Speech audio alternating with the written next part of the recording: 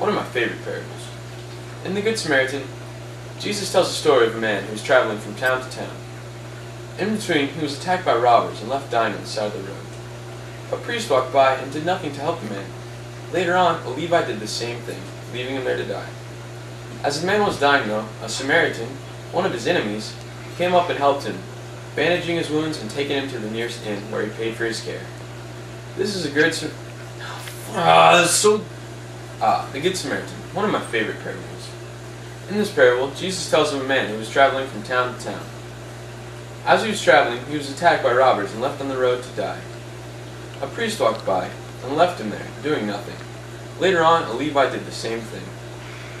Later on, however, as the man was dying on the side of the road, a Samaritan, one of his enemies, came.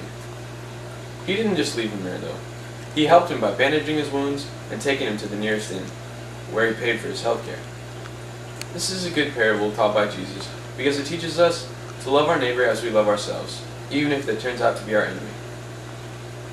And lay dying by the parable of the house on a rock, another one of my favorite parables.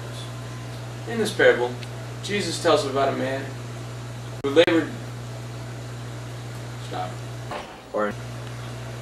The house on a rock, another one of my favorite parables. In this parable, Jesus tells of a man who worked very hard and built his house on a rock, and also about another man who didn't work hard and built his house on the sand.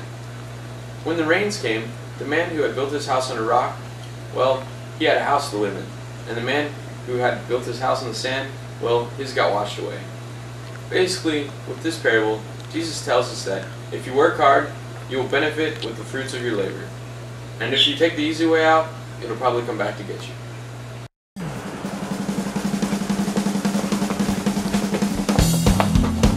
That's mine.